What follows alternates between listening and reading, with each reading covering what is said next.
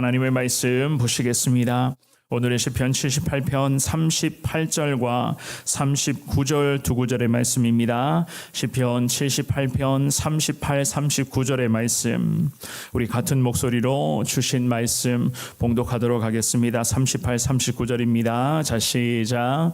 오직 하나님은 긍휼하심으로 죄악을 덮어주시어 멸망시키지 아니하시고 그의 진노를 여러 번 돌이키시며 그의 모든 분을 다 쏟아내지 아니하시고 하셨으니 그들은 육체이며 가고 다시 돌아오지 못하는 바람임을 기억하셨습니다. 아멘. 우리 하나님의 자녀들로 살아가면서 때로는 우리가 하나님 앞에서 내 자신의 모습들, 특별히 죄악들의 모습들을 하나님 앞에 인정하지 않고 오히려 주변의 상황과 여러 가지 그런 환경을 탓하면서 자꾸만 내 안에서의 원인을 찾는 것이 아니라 다른 것에서부터 원인을 찾아가려고 하는 그러한 모난 모습들을 하나님 앞에 보일 때가 참 많이 있습니다. 더욱이 예수님을 믿어 구원받아 그리스도인으로 살아가는 사람들도 자신의 부족함과 하나님 말씀에 대한 그런 불순종의 모습들을 인정하지 않고 오히려 왜 이렇게 살아가야 하는가, 왜 이러한 어려움들만 내게 나타나는가 라고 하는 이러한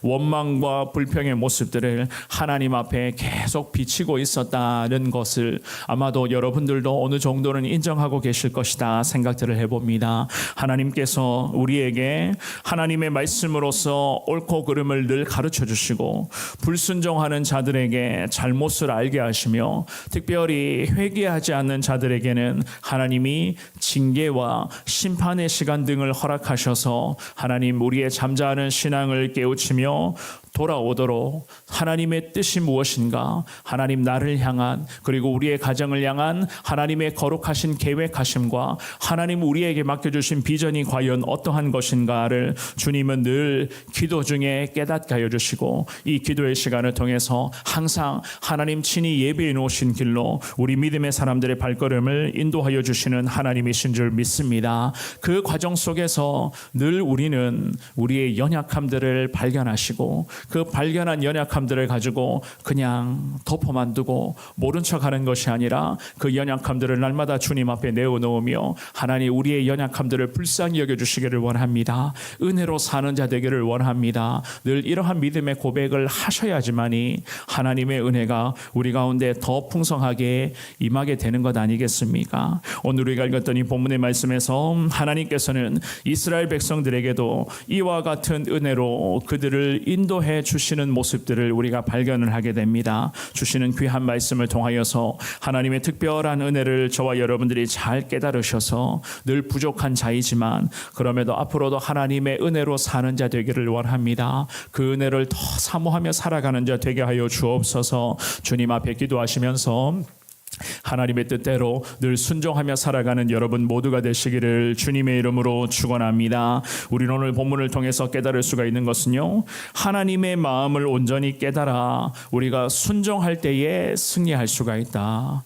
순종, 또 순종을 우리 주님께서는 계속 우리에게 강조하고 계시죠, 그죠? 자, 시편 78편의 38절만 먼저 읽어봅니다. 시작. 오직 하나님은 긍휼하심으로 죄악을 덮어주시어 멸망시키지 아니하시고 그의 진노를 여러 번 돌이키시며 그의 모든 분을 다 쏟아내지 아니하셨으니. 아멘. 이스라엘 백성들은 광야에서부터 혹독한 훈련과 연단을 받았습니다. 참으로 참 어떻게 연단과 훈련의 모습들을 보면은 가히 참 가엾다라고 여겨질 만큼 이 이스라엘 백성들은 하나님께서 참 광야에서도 혹독하게 훈련을 시키셨죠. 그런데도 더 안타까운 것은 저들 가운데 특별한 변화와 성장은 훈련과 연단의 그 과정에 비해서는 참 부족하다고 우리는 그렇게 느낄 수가 있습니다. 늘 원망하고 주님 앞에 불평을 늘어놓는 그러한 모습들, 특별히 하나님이 하지 말라고 하는 그러한 말씀들을 하나님 앞에서 버젓이 범하며 아무렇지도 않게 나아가려고 했었던 그러한 연약함의 모습들이 얼마나 많이 있었습니까? 오늘 이 본문의 말씀에서 시편의 기자는요, 이러한 이스라엘 백성들이 광야에서부터 망하지 않았다는 것을 되뇌이며 결국 이것은 하나님의 긍휼하심이었다라고 이 시편의 기자가 38절 말씀을 통해서 주님 앞에 기도하며 이 민족들의 연약함을 주님 앞에 지금 고백하고 있었습니다. 하나님은 긍휼하심으로, 이 구절은요, 인정이 많다, 동정심이 많다는 그러한 의미를 가지고 있거든요. 그러니까 하나님의 속성 중에서 늘 언급되는 그러한 속성, 그러한 말씀이기도 하는데, 이스라엘 백성들에게 하나님은 늘 인정의 마음, 즉 동정심의 마음을 가지고 이 백성들을 항상 하나님은 측은하게 여겨주셨다라는 그런 말씀이었습니다.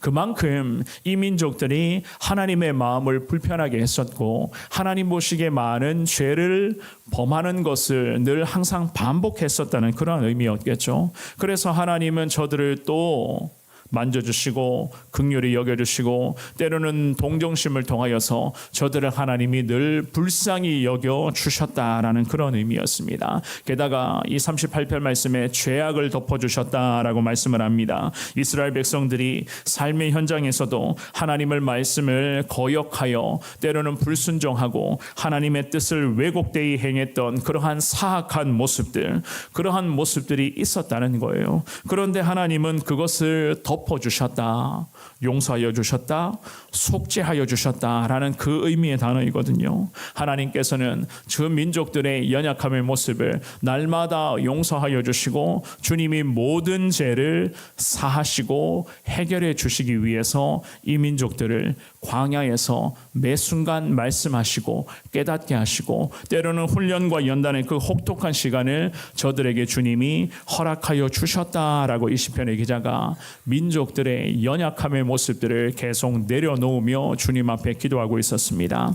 그야말로 이스라엘 민족들에게서는요, 이 우리 하나님은 긍휼과 자비의 하나님이셨습니다. 한순간에 사라지고 마는 연약한 우리들을 하나님은 자녀 삼아 주셔서 죄악을 쏟아내며 원망과 불평을 반복했었던 우리 모두에게 하나님은 여전히 참아주시고 품어주시며 긍휼을 베풀어 주시는 하나님이십니다. 이 시편의 기자가 참 그러한 아픈 마음으로 민족과 나라를 놓고 주님 앞에 기도하고 있었던 것이었습니다. 이 주시는 귀한 말씀을 저와 여러분들이 이 새벽에 묵상하고 있는데요, 우리도 마찬가지입니다. 부족하지만 늘 하나님의 마음을 온전히 깨달아 주님의 뜻대로 순종하며 항상 하나님이 기뻐하시는 삶을 우리가 살아가야 하는데 때로는 그게 잘 되지 않습니다. 하나님의 마음을 불편하게 하고 하나님의 마음을 때로는 아프게 하고 어쩌면 하나님의 뜻이, 우리를 향한 하나님의 뜻이 분명히 이미 우리 가운데 선포가 되었고 하나님이 우리에게 여러 많은 형태와 경로를 통해서 하나님께서 뜻을 이미 가르쳐 주시고 우리에게 특별한 사인을 주셨음에도 불구하고 항상 우리 생각대로, 우리가 계획했던 대로, 우리가 준비하는 대로만 살아오고 있는 것은 아니었는지, 그러한 과정을 통해서 하나님의 마음을 불편하게 하고 때로는 원망하고 불평의 그러한 모습들도 비춰진 것은 아니었는지, 오늘 주시는 이 귀한 말씀을 통하여서 저와 여러분들의 연약한 모습을 깨달으시되 그럼에도 연약함 중에서도 함께 하시는 분은 하나님이시라는 것. 많은 어려움의 문제가 있어도 그럼에도 그 어려움을 공감하시고 우리의 아픔과 우리가 왜 지금도 눈물 흘리며 살아가느냐 늘 공감하시고 우리를 위로하시는 분은 결국 하늘의 하나님이신 것을 여러분들이 믿고 확신하시면서 하나님의 마음을 잘 깨달아 오늘도 부족하지만 어려운 상황 속에서도 순종으로 사는 자 되겠습니다. 주님 함께하여 주옵소서. 이 믿음으로 주님 의지할 수 있기를 축원합니다. 두 번째입니다. 우리가 지금도 그리고 앞으로도 살아가야 할 이유는요, 하나님 주신 사명 때문에 우리는 살아가셔야 됩니다. 그 사명이 다하는 날 하나님이 저와 여러분들을 천국으로 불러주실 줄을 믿습니다. 39절 말씀인데요, 우리 같이 읽어봅니다. 시작. 그들은 육체이며 가고 다시 돌아오지 못하는 바람임을 기억하셨습니다. 아멘. 그들은 육체이며 라는 이 구절은 연약한 인간이 흙으로 만들어진 연약한 존재이다 라는 그런 의미고요. 더 나아가서는 죄의 결과로 인해서 죽을 수밖에 없는 그야말로 죄인인 것을, 죄로 인해서 항상 제한되어 있는 존재인 것을 이 시편의 기자가 염두에 놓고 주님 앞에 인간의 연약함, 특별히 기도하는 자신의 연약함을 고백하고 있었습니다. 그래서 우리 믿음의 사람들이 늘 주님 앞에 기도하면서 이런 고백을 하잖아요. 하나님 시편 103편 말씀에 보면 시편 기자가 이런 고백을 하는데요.